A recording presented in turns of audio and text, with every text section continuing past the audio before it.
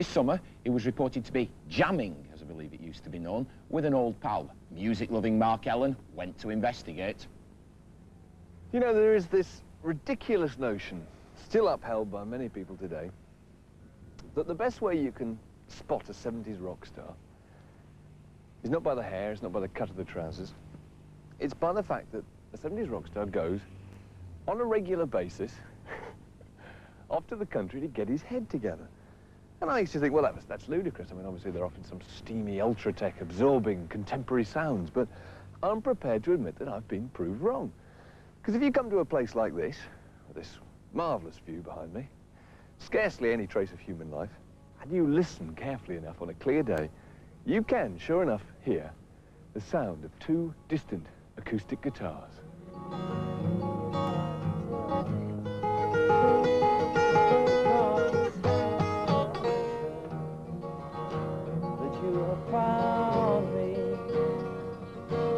Brand new lock. And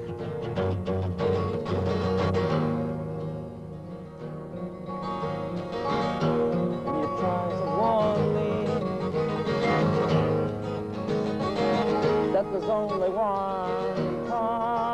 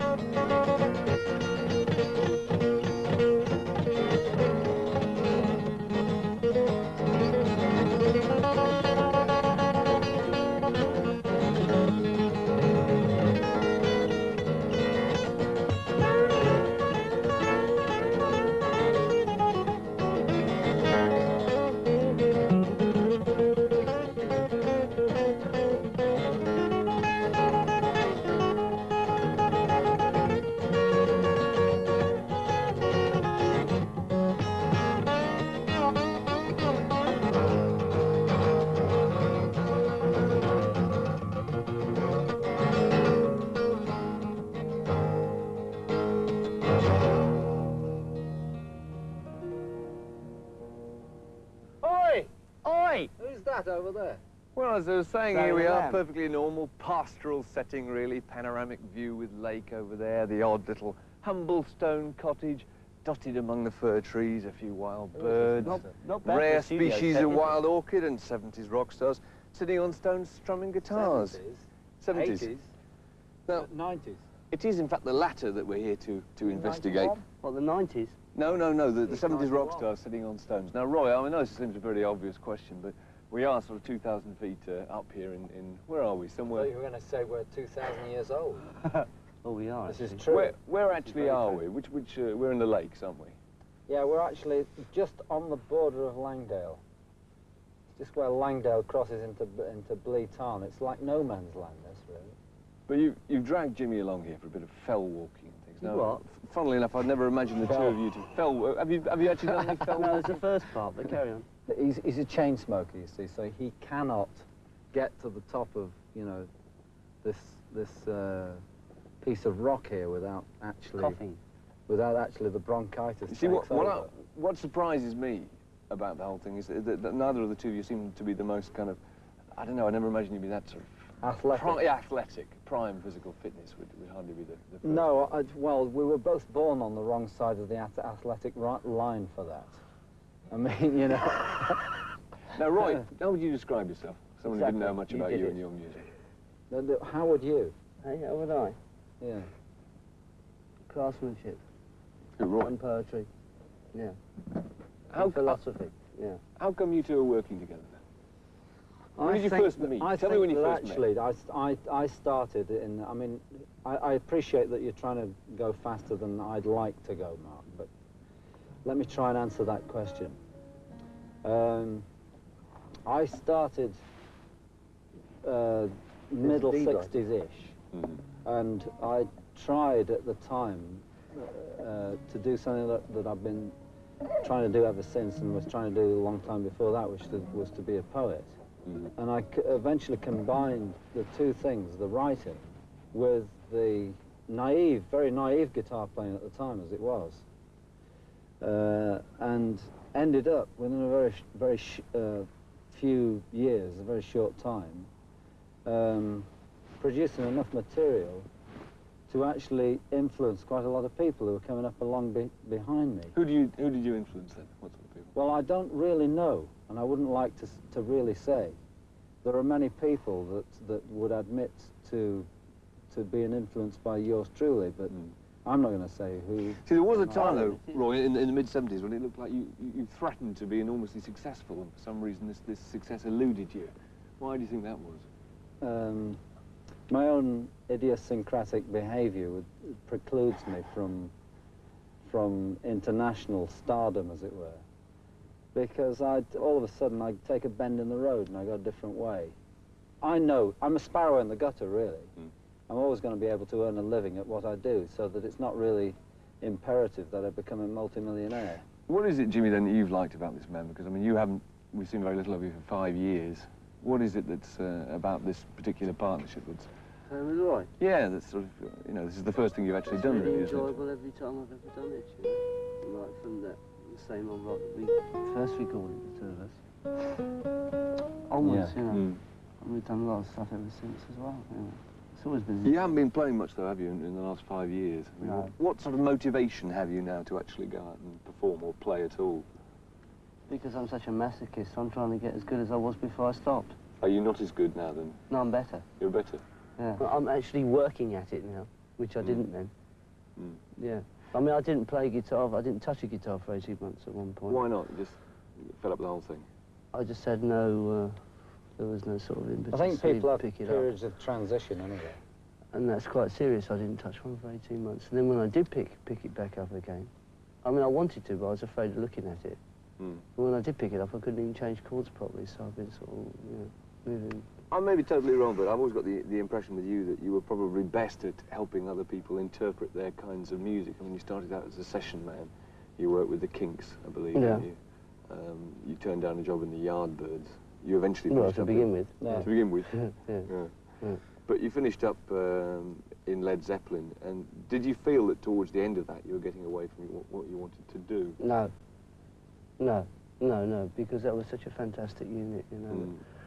Which do you think was the best period then, of Led Zeppelin? It was always the next project on. You never knew what was around the corner. It was always different. I mean, the albums, you know, to some people might all sound the same, but There wasn't to a us best. they There wasn't a certainly- best moment or anything. of course there were milestones. I don't think there was best moments, because you never, it was always that ever onward, you know. Yeah, he's right. The best bit was always going to be the next. Yeah, absolutely. It's And just unless you think that, Really and if you know unfortunate. that, then you're very fortunate to know that, and we did know that. So people tend to think in hindsight that the latter period of Led Zeppelin was one where it all became a bit excessive and a bit overblown.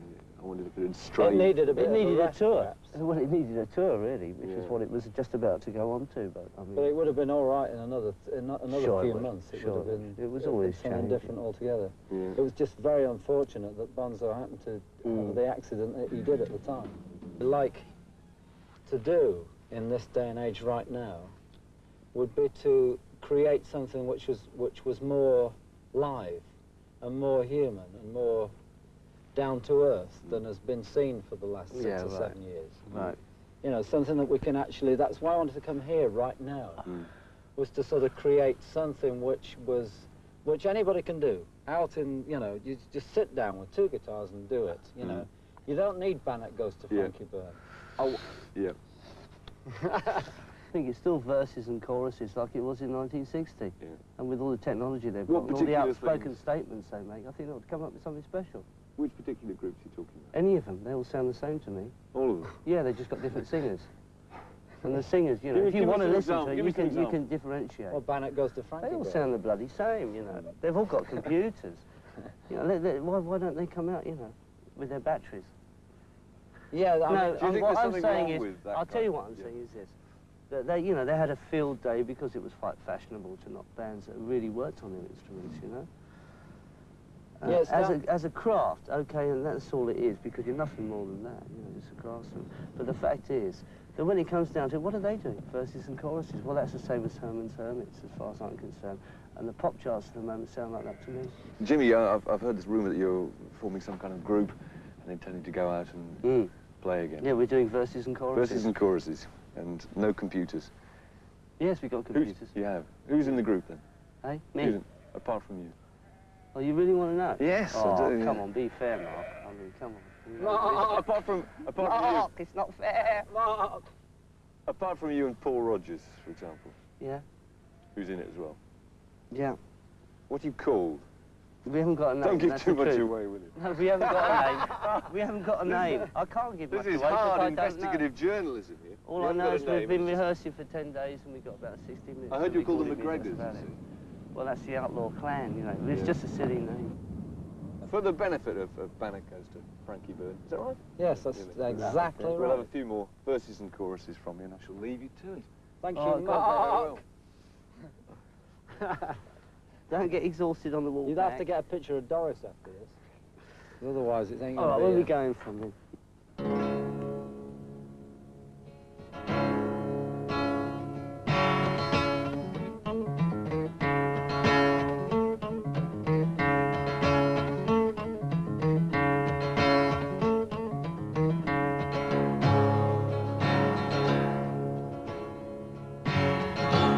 Last night I wasn't sleeping. I knew it was my last. I'd just been lying thinking, living on my past. My family and friends have left. My children are all lost. Now I'm standing on a gallows. The sands of time fall fast. My poor heart, it is thumping. My head is fit to fly.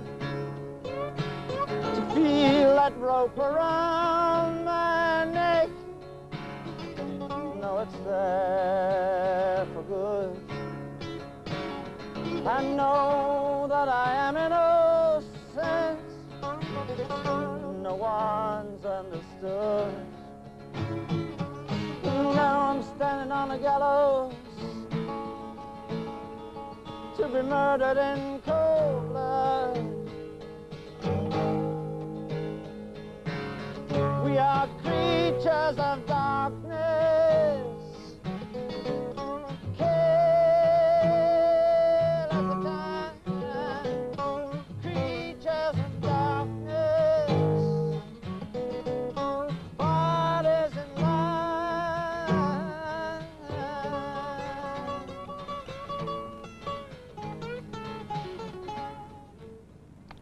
That's Roy Harper and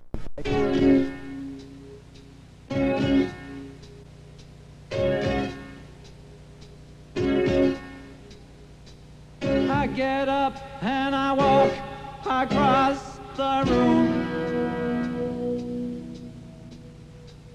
I get to the door, I've been there before, wondering what I got up for.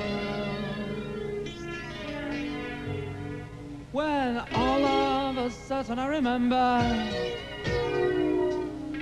what I was gonna say to you. Standing there watching my member Hanging there, squirting the loo. Hanging there, squirting the loo. Hanging there, squirting my shoe.